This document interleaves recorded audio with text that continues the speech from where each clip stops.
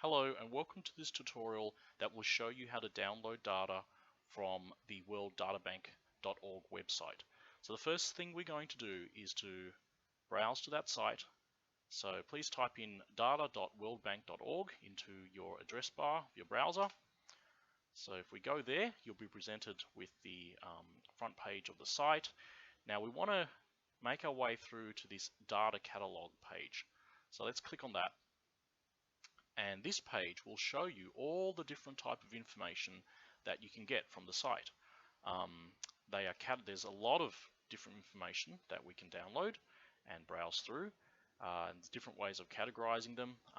This particular view shows the most popular ones. You can look at them alphabetically, so you can see there's a lot of data sets there, 235 in fact. You can look at them by topic, when they were last updated. But for us, we're going to look at this World Development Indicators one. So let's click on that, and you'll see that the next page reveals some information about that particular data set. And if we really want to, we can actually download the whole thing as either a zip file, an Excel format, or CSV file. But what we're going to do instead is have a little bit of a preview of the data and a little bit of a play around with it. And the World Databank site has provided a very useful little interface for us to do that. So to make use of that interface, let's click on this little table icon here. That should bring us to a little preview of the data. So you can see that each data set has a variety of different filters and variables that we can play around with. So in this particular case, if we expand, you can see there's the database, there's a country, series, and time.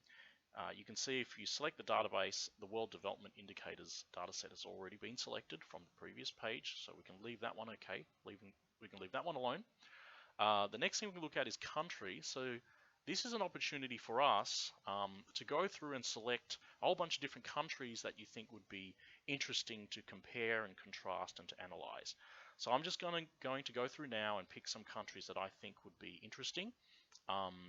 When you get your chance to go through and do this, feel free to pick whichever countries you think you would be most interested in analyzing.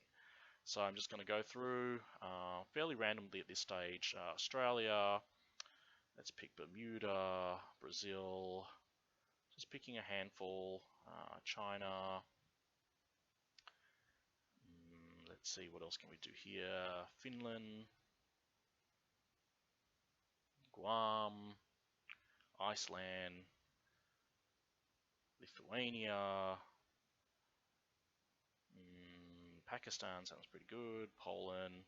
So I'm kind of doing it pretty randomly, trying to get a nice spread geographically and also economically. Uganda, Ukraine.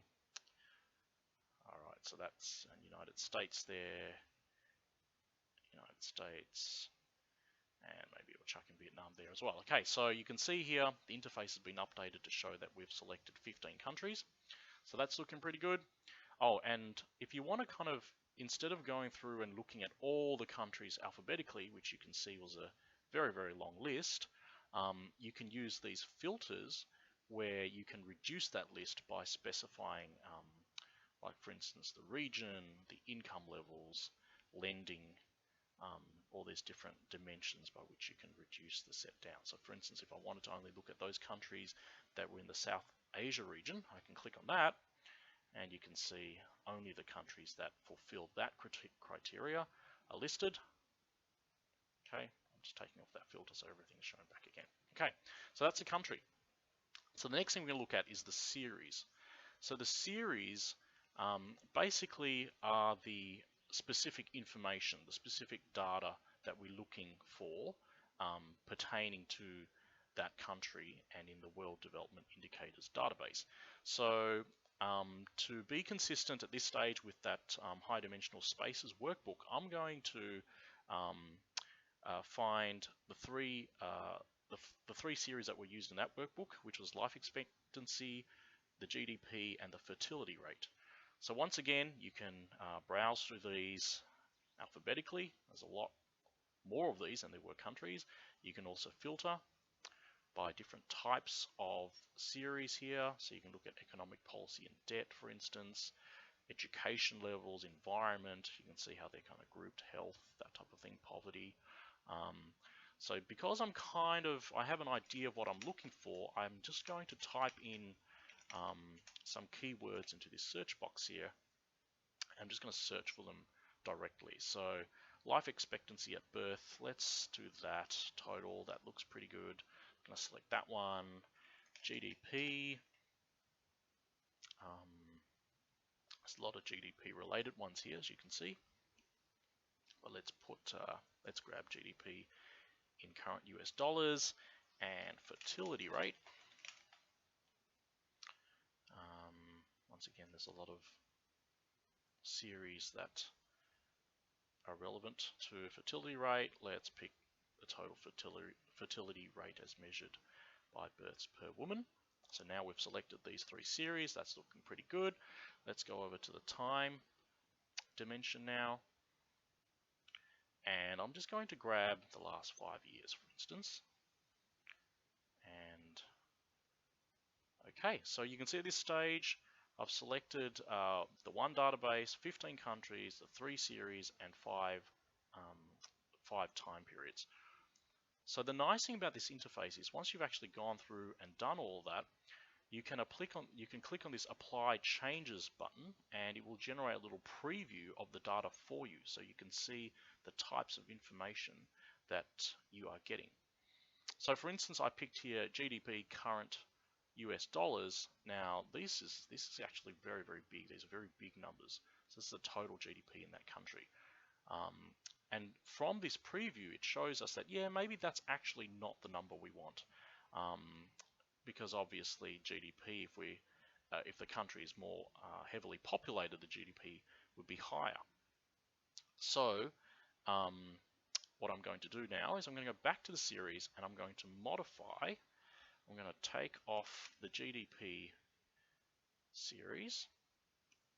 I'll find that again there with the search. I want to take that off, and I think it would be more useful to grab the GDP per capita, because that would be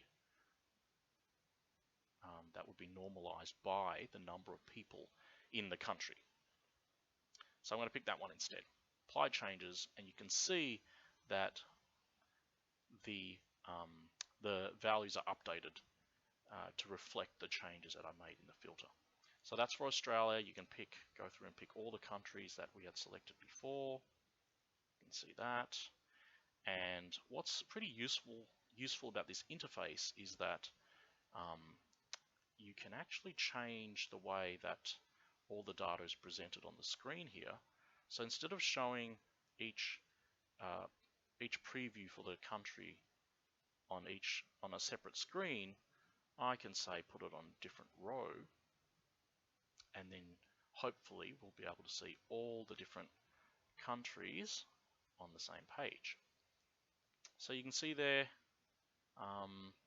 we've basically got pretty good data for most of the countries.